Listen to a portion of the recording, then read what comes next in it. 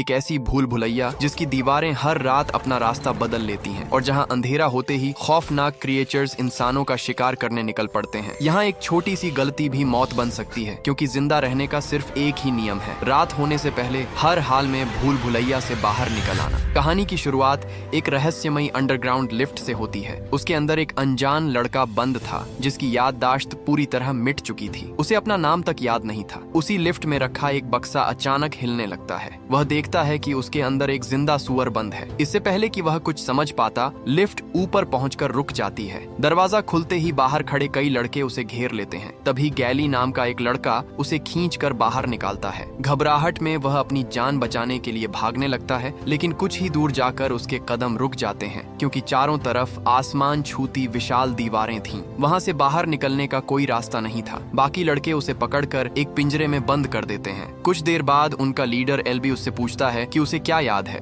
लड़का बस इतना कह पाता है कि उसे कुछ भी याद नहीं। तब एल्बी बताता है कि यहाँ आने वाले हर लड़के के साथ यही होता है। इस जगह पर पहुँचते ही सबकी याददाश्त मिट जाती है। शुरुआत में तो किसी को अपना नाम भी याद नहीं रहता, लेकिन 1-2 दिन बाद उसे अपना नाम याद आ जाता है। जब लड़का वादा करता है कि वह दोबारा भागने की कोशिश नहीं करेगा, तब एल्बी उसे पिंजरे से बाहर निकलवा देता है। इसके बाद एल्बी उसे पूरी जगह घुमाता है, जिसे सभी डिग्लेड कहते हैं। यहाँ रहने वाले सभी लड़के खुद को ग्लैडर्स कहते हैं। वे मिलकर खेती करते हैं, झोपड़ियाँ बनाते हैं, शिकार करते हैं और किसी तरह अपनी जिंदगी चला रहे हैं। एल्बी बताता है कि जिस लिफ्ट से वह यहाँ आया है उसे सब बॉक्स कहते हैं। हर महीने इसी बॉक्स से राशन, जरूरी सामान और एक नया लड़का यहाँ भेजा जाता है, लेकिन उन्हें यहाँ कौन भेजता है और क्यों, इसका जवाब आज तक किसी के पास नहीं है। इसी दौरान उसकी नजर दीवार में बने एक विशाल दरवाजे पर पड़ती है। तब एल्बी उसे 3 नियम बताता है: अपना काम खुद करना, किसी को नुकसान न पहुंचाना और भूल कर भी उस दरवाजे के पास न जाना। एल्बी के जाने के बाद चक उसे रहने की जगह दिखाने लगता है। तभी उसी दरवाजे से मीनो और बेन दौड़ते हुए बाहर आते हैं। चक बताता है कि ये दोनों रनर्स हैं। भूल भुलैया के अंदर जाने की इजाजत सिर्फ इन्हीं चुने हुए लड़कों को है। ये सुनकर नए लड़के की जिज्ञासा और बढ़ जाती है। वह दरवाजे की तरफ बढ़ने ही वाला होता है कि तभी गैली उसे धक्का देकर पीछे कर देता है। इसी बीच अचानक पूरी धरती कांपने लगती है। पत्थरों के आपस में घिसने की डरावनी आवाज के साथ वह विशाल दरवाजा धीरे धीरे बंद होने लगता है। रात होते ही न्यूट उसे इस जगह की सबसे डरावनी सच्चाई बताता है। पिछले 3 सालों से रनर्स हर दिन इस भूल भुलैया के अंदर जाकर उसका नक्शा तैयार कर रहे हैं, लेकिन आज तक बाहर निकलने का रास्ता किसी को नहीं मिला। वजह यह थी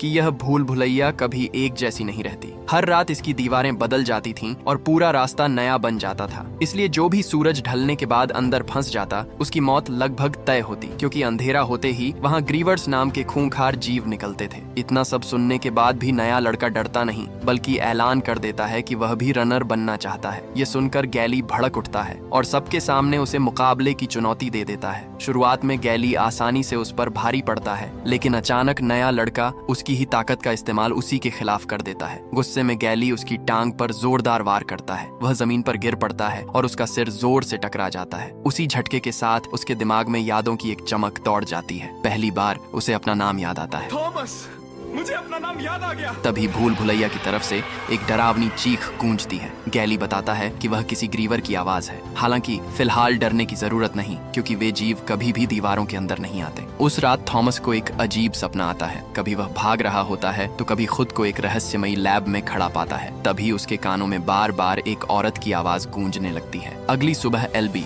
थॉमस को दीवार दिखाता है, जिस पर यहाँ आए हर ग्लैडर का नाम लिखा होता है। कुछ नामों पर गहरी लकीरें खींची थीं। एल्बी बताता है कि वे उन लड़कों के नाम हैं जो अब जिंदा नहीं रहे। इसके बाद थॉमस भी अपना नाम उसी दीवार पर लिख देता है। कुछ देर बाद थॉमस जंगल की तरफ जाता है, जहां उसकी मुलाकात बेन से होती है। लेकिन बेन का व्यवहार पहले जैसा नहीं था। इससे पहले कि थॉमस कुछ समझ पाता, बेन अचानक उस पर हमला कर देता है। अपनी जान बचाने के लिए थॉमस पास पड़ी एक हड्डी उठाकर उसके सिर पर मारता है और मदद के लिए चिल्लाते हुए ग्लेड की तरफ भागता है। बेन लगातार उसका पीछा करता रहता है, लेकिन समय रहते थॉमस ग्लेड पहुंच जाता है। तभी न्यूट बेन को रोकने के लिए उसके सिर पर वार कर देता है। इसके बाद सभी लड़के मिलकर उसे काबू कर लेते हैं। जब उसकी जांच की जाती है तो उसके शरीर पर ग्रीवर के डंक के जहरीले घाव दिखाई देते हैं। एल्बी बताता है कि बेन अब चेंजिंग से गुजर रहा है। ये वही खतरनाक हालत होती है जिसमें ग्रीवर के डंक का शिकार होने वाले लोग पहुंच जाते हैं। तभी थॉमस बताता है कि हमला करते वक्त बेन उसे हर चीज का जिम्मेदार ठहरा रहा था। शाम होते ही नियमों के मुताबिक बेन को हमेशा के लिए भूल भुलैया के अंदर छोड़ दिया जाता है। वह काफी देर तक वापस आने की गुहार लगाता रहता है, लेकिन विशाल पत्थर के दरवाजे धीरे धीरे बंद हो जाते हैं और उसकी चीखें भूल भुलैया में ही गूंज कर रह जाती हैं। उसी रात थॉमस को फिर वही अजीब सपना आता है। वह खुद को एक रहस्यमयी लैब में देखता है, जहाँ एक वैज्ञानिक महिला बार बार कहती है विकेड इज गुड। तभी उसके सामने वही रहस्यमयी लड़की भी दिखाई देती है, जो उसी एक्सपेरिमेंट का हिस्सा लग रही थी। जाते जाते वह बस इतना कहती है, अब सब कुछ बदलने वाला है। अगली सुबह थॉमस देखता है कि एल्बी रनर न होने के बावजूद भूल भुलैया के अंदर जाता है। न्यूट बताता है कि वह बेन के पैरों के निशानों का पीछा करते हुए यह पता लगाने गया है कि आखिर उस पर ग्रीवर ने कहां हमला किया था। वह यह भी बताता है कि इस रहस्यमयी जगह पर सबसे पहले एल्बी ही आया था। उसने यहाँ पूरे 1 महीने अकेले बिताए थे, इसलिए ग्लेड का हर लड़का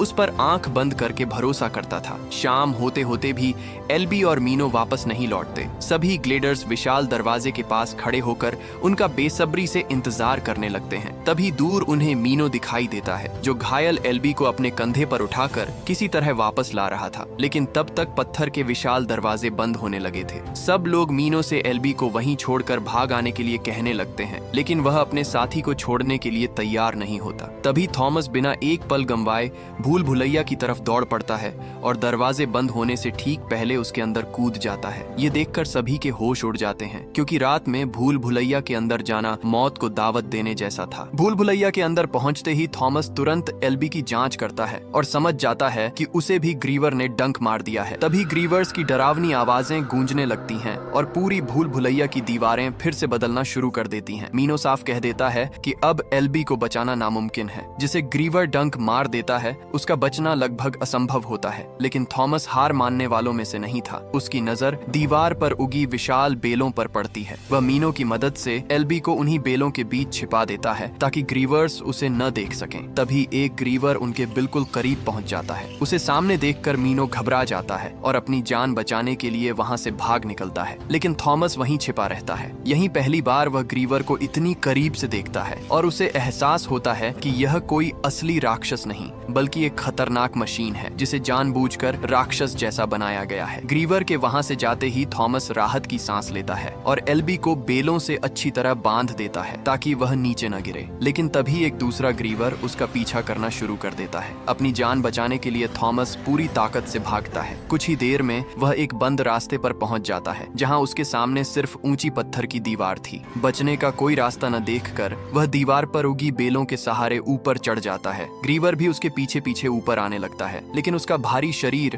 बेलों का वजन नहीं सह पाता और वह उनमें बुरी तरह उलझ जाता है। उसी समय मीनो भी वापस आ जाता है। तभी थॉमस की नजर तेजी से बंद होती हुई पत्थर की दीवारों पर पड़ती है। वह तुरंत एक प्लान बनाता है और ग्रीवर को उसी तरफ दौड़ा कर ले जाता है। जैसे ही ग्रीवर उसके बिल्कुल करीब पहुंचता है, थॉमस आखिरी पल में दरवाजे के पार छलांग लगा देता है। अगली सुबह भूल भुलैया के दरवाजे खुलते ही सभी ग्लेडर्स हैरान रह जाते हैं। थॉमस और मीनो पूरी रात भूल भुलैया में रहने के बावजूद एल्बी को जिंदा वापस ले आए थे। मीनो सबको बताता है कि थॉमस की वजह से ही वे एक ग्रीवर को मारने में कामयाब हुए। ये सुनते ही पूरा ग्लेड हैरान रह जाता है, क्योंकि आज तक न तो किसी ने ग्रीवर को मारा था और न ही कोई रात भर भूल भुलैया में जिंदा रहकर लौटा था। इसके बाद काउंसिल की इमरजेंसी मीटिंग बुलाई जाती है। गैली का कहना था कि थॉमस ने ग्लेड का सबसे बड़ा नियम तोड़ा है, इसलिए उसे सजा मिलनी चाहिए। लेकिन मीनो और बाकी लड़कों का मानना था कि उसने अपनी बहादुरी साबित कर दी है और वह रनर बनने का हकदार है। तभी अचानक बॉक्स के ऊपर आने की आवाज सुनाई देती है। सब चौंक जाते हैं, क्योंकि बॉक्स को अभी नहीं आना चाहिए था। जब वे उसे खोलते हैं तो अंदर एक बेहोश लड़की पड़ी होती है। उसे देखते ही थॉमस हैरान रह जाता है,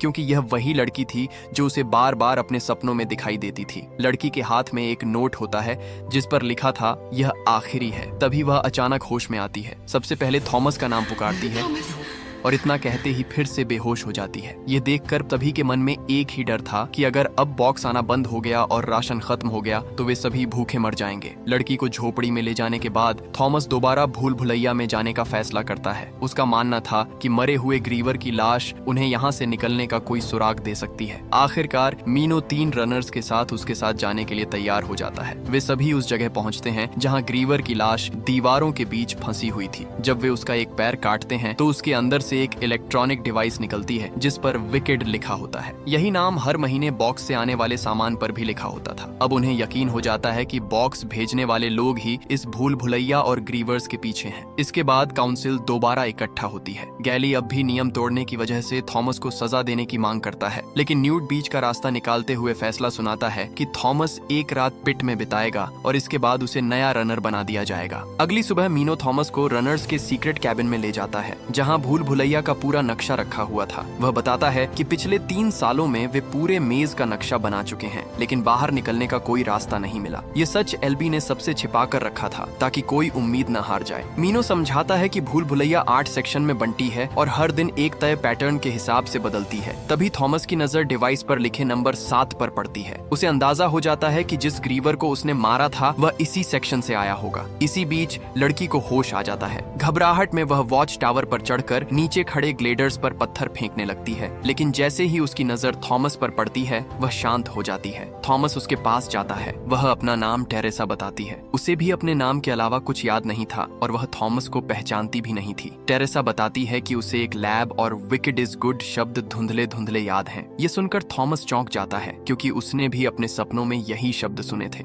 तभी टेरेसा अपनी जेब से विकेड नाम की 2 नीली सिरिंज निकालती है। थॉमस को लगता है कि शायद यही एल्बी को बचा सकती है। जैसे ही वे एल्बी को इंजेक्शन देते हैं वह दर्द से तड़पने लगता है और कुछ देर बाद बेहोश हो जाता है। उसी रात गैली थॉमस को पिट में बंद कर देता है और कहता है कि उसके आने के बाद से ग्लेड की सारी शांति खत्म हो गई है। देर रात चक उसके लिए खाना लेकर आता है। वह बताता है कि उसे अपने माँ बाप का चेहरा तक याद नहीं, फिर भी उसने उनके लिए एक छोटा सा खिलौना संभाल कर रखा है। चक की बातें सुनकर थॉमस वादा करता है कि वह यहाँ मौजूद हर इंसान को जिंदा बाहर लेकर जाएगा। अगली सुबह सूरज निकलते ही मीनो और थॉमस फिर से भूल भुलैया के अंदर पहुंच जाते हैं, लेकिन वहां पहुंचते ही वे देखते हैं कि सेक्शन नंबर 7 आज फिर से खुला हुआ था, जबकि नियमों के मुताबिक लगातार 2 दिन एक ही सेक्शन का खुलना नामुमकिन था। आगे बढ़ने पर उन्हें बेन के खून से सने कपड़े मिलते हैं, लेकिन उसका कहीं कोई निशान नहीं था। तभी थॉमस के पास रखा ग्रीवर का डिवाइस बीप करने लगता है। दोनों उसकी बीप की आवाज का पीछा करते हुए भूल भुलैया के एक ऐसे हिस्से में पहुंचते हैं जहां मीनो भी पहले कभी नहीं आया था। सामने एक विशाल दीवार खड़ी होती है। जैसे ही वे उसके करीब पहुंचते हैं डिवाइस की लाल लाइट हरी हो जाती है और जोरदार आवाज के साथ दीवार खुलकर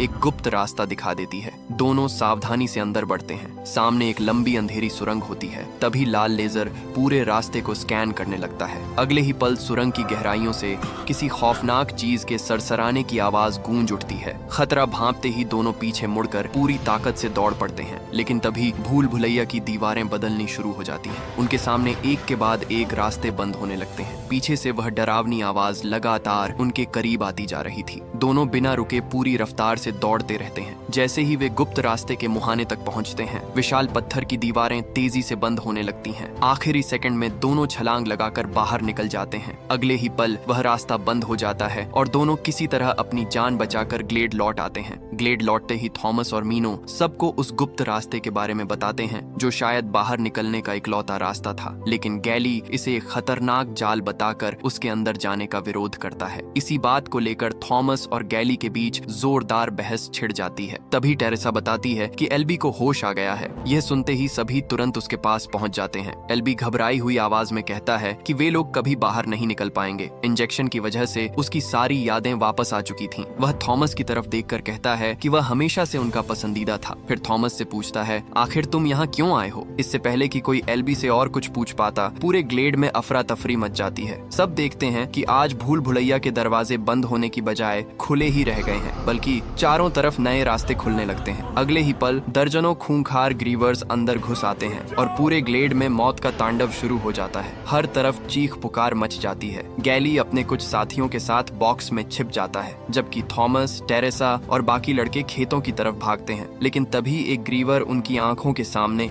एक लड़के को घसीट ले जाता है। हालात बिगड़ते देख सभी गांव की तरफ भागते हैं। तभी एक ग्रीवर उनका रास्ता रोक लेता है। टेरेसा तुरंत उस पर पर जलती हुई लालटेन फेंक देती है। ग्रीवर आग की लपटों में घिर जाता है और सबको भागने का मौका मिल जाता है। इसी बीच एल्बी की हालत बिगड़ जाती है और वह जमीन पर गिर पड़ता है। तभी एक ग्रीवर उस पर झपट पड़ता है। उसे बचाने के लिए थॉमस बिना डरे उसके सामने खड़ा हो जाता है। उसी वक्त न्यूट और बाकी लड़के भाले फेंककर ग्रीवर को पीछे हटाते हैं और सभी काउंसिल हॉल में जाकर छिप जाते हैं। लेकिन खतरा अभी टला नहीं था। अगले ही पल एक ग्रीवर छत तोड़कर अंदर घुस आता है और एक लड़के को उठाकर ले जाता है। फिर वह चक को भी पकड़ लेता है, लेकिन थॉमस और मीनो किसी तरह उसे बचा लेते हैं। तभी एल्बी कुल्हाड़ी उठाकर ग्रीवर पर टूट पड़ता है और उसका एक हाथ काट देता है। लेकिन अगले ही पल दूसरा ग्रीवर पीछे से आकर एल्बी को पकड़ लेता है और उसे घसीटते हुए अपने साथ ले जाता है। कुछ देर बाद सभी ग्रीवर्स अचानक गायब हो जाते हैं और पूरे ग्लेड में सन्नाटा छा जाता है। बाहर आते ही गैली गुस्से में थॉमस से कहता है कि यह सारी तबाही सिर्फ उसी की वजह से हुई है। इतना ही नहीं, वह एल्बी की आखिरी बात भी याद दिलाता है कि थॉमस उन्हीं लोगों में से एक है जिन्होंने सबको इस नर्क में भेजा था। यह सुनकर थॉमस अंदर तक हिल जाता है। सच्चाई जानने के लिए वह ग्रीवर का डंक उठाता है और खुद को उसी से चुभा देता है। कुछ ही पलों में जहर उसके शरीर में फैल जाता है और वह बेहोश होकर गिर पड़ता है। बेहोशी की हालत में उसे अपनी पुरानी जिंदगी की झलक दिखाई देती है। वह खुद को एक रहस्यमयी लैब में देखता है जहां बाकी बच्चों पर अजीबोगरीब प्रयोग किए जा रहे थे। जब थॉमस को दोबारा होश आया तो उसने खुद को टेरेसा के साथ पाया। तभी कुछ लड़कों ने उसे बताया कि उसकी गैर मौजूदगी में गैली ने पूरे ग्लेड की कमान संभाल ली है और सबको यकीन दिला दिया है कि इस तबाही का जिम्मेदार सिर्फ थॉमस है। यह सुनकर थॉमस समझ जाता है